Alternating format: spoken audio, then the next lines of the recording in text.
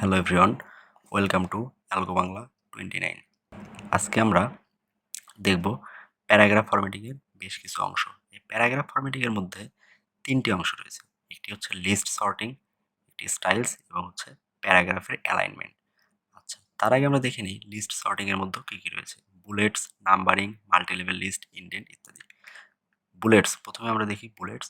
Bullets অপশনটি যে এখানে রয়েছে প্যারাগ্রাফের উপরে, এখানে আমরা যদি অ্যারো চিহ্ন দিয়ে ক্লিক করি তাহলে এখানে আমরা বিভিন্ন ধরনের বুলেট দেখতে পারবো। বিভিন্ন ধরনের আপনি আপনার ইচ্ছা মতো বুলেট সিলেক্ট করতে পারবেন। আমি যদি এখানে সিলেক্ট করে দেখাই, এই যে আমি এখানে বুলেট সিলেক্ট করে দিলাম, এই যে দেখেন আমি যেটা সিলেক্ট করব সেটাই দেখাবে। তারপর এখান থেকে আপনি যদি নাম্বারিং করতে চান, মানে সিলেক্ট করা অংশটি যদি নাম্বারিং করতে চান 1, 2 অথবা ABCD আকারে, তাহলে আবার অ্যারো চিহ্ন দিয়ে ক্লিক করবেন। এই যে দেখতে পাচ্ছেন এখানে কাজ হবে। এই যে তারপরে আমরা যদি মাল্টিলেভেল লিস্ট করতে চাই, মাল্টিলেভেল লিস্ট কীভাবে করে? এই মাল্টিলেভেল লিস্ট করার জন্য এই সিলেক্ট করা অংশটি আমি আবার এখান থেকে ক্লিক করে দিব। এই দেখতে পাচ্ছেন এখান থেকে আমি মাল্টিলেভেল, এই যেখানে যদি আমি ক্লিক করে দিই, এই যে দেখতে পাচ্ছেন আর্টিকেল 1 নামে এই যে মাল্টিলেভেল লিস্ট হয়ে গেল, দেখতে পাচ্ছেন। তারপরে আমরা এটিকে যদি ইনডেন্ট করতে চাই, ইনডেন্ট কি?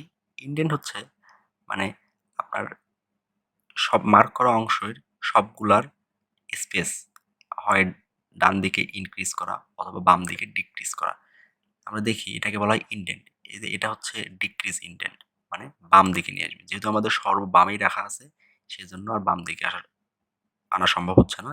আমরা যদি ইনক্রিজ করি তাহলে দেখতে পাচ্ছেন মার্ক করা অংশটি ডান দিকে নিয়ে যাচ্ছে। এখন আমরা যদি ডিক্রিজ করি তাহলে যে এখানে ক্লিক করবো, যে ডিক্রিজ হয়ে যাচ্ছে।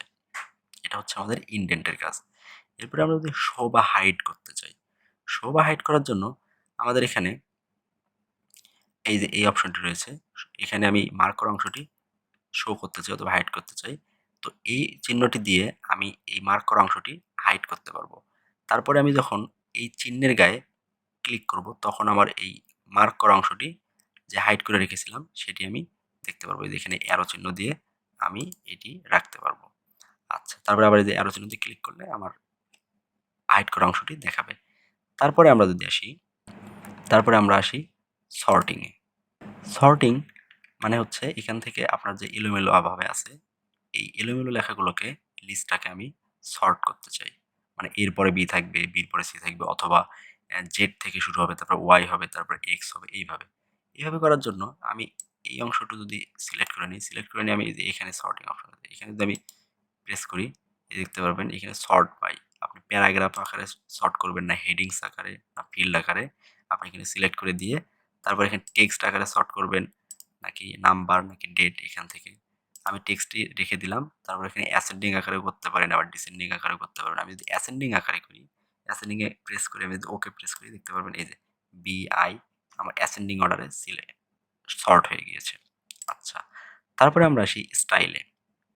স্টাইল মানে কি? এই যে এই অংশটুকু, এই অংশটুকু হচ্ছে স্টাইল। আমরা এই অংশটুকু আবার সিলেক্ট করি। এখানে স্টাইলে যে দেখতে পাচ্ছেন স্টাইল চেঞ্জ হবে। নো স্পেসিং, স্পেসিং মানে এখানে কোনো স্পেস থাকবে না। তারপরে এই যে এখানে পর্যায়ক্রমে সবগুলাই আপনি ট্রাই করতে পারবেন। এই যে এখানে দেখতে পাচ্ছেন আপনার ইচ্ছা মতো আপনি সিলেক্ট করে কাজ করতে পারবেন। তো আমরা আগের অবস্থাতেই ফিরে আসি। এই গেল আমাদের স্টাইলসের কাজ। তারপরে আমরা আসবো প্যারাগ্রাফের অ্যালাইনমেন্টের কাজ।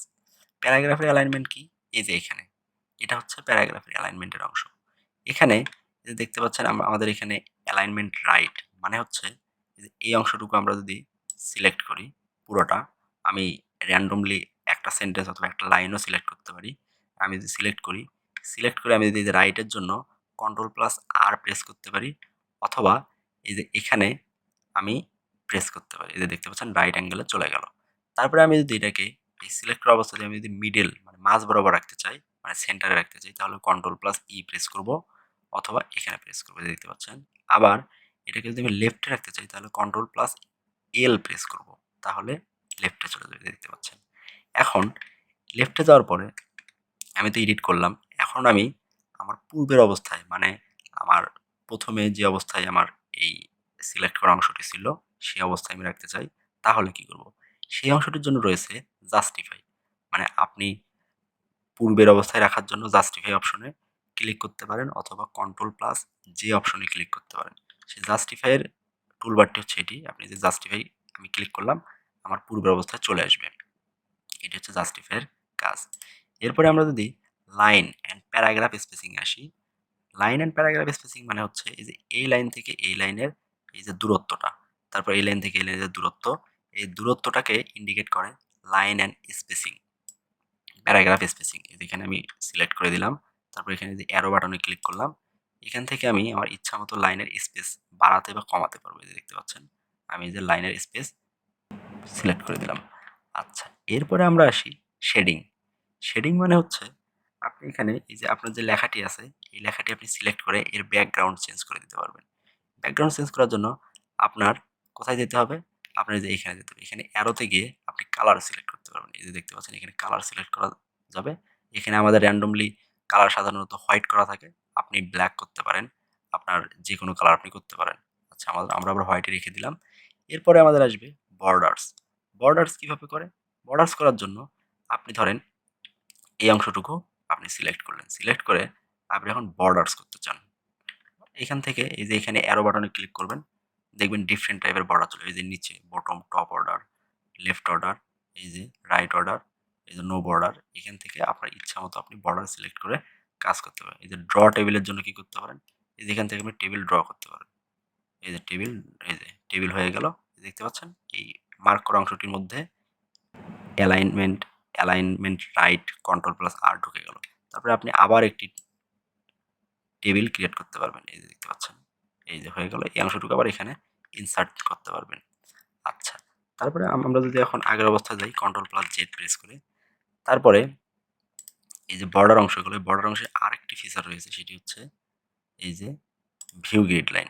এখান থেকে আপনি এখান থেকে ভিউ করতে পারবেন। তারপর আরেকটি অংশ রয়েছে, সেটি হচ্ছে borders and shading. Borders and shadings এর মানে হচ্ছে আপনি এরকম আহ, একদম স্ট্রেট লাইন না দিয়ে আপনি ডটের আকারও দিতে পারবেন। তারপর আবার এই হাইফেন আকারও দিতে পারবেন। এখান থেকে আমি সিলেক্ট করি, এখান থেকে সিলেক্ট করি, এখান থেকে আপনি আবার এই যে সিলেক্ট অংশটি ডটেড হয়ে গেছে। দেখতে পাচ্ছেন, এটি আমার সিলেক্ট করা ছিল, ডটেড হয়ে গেছে।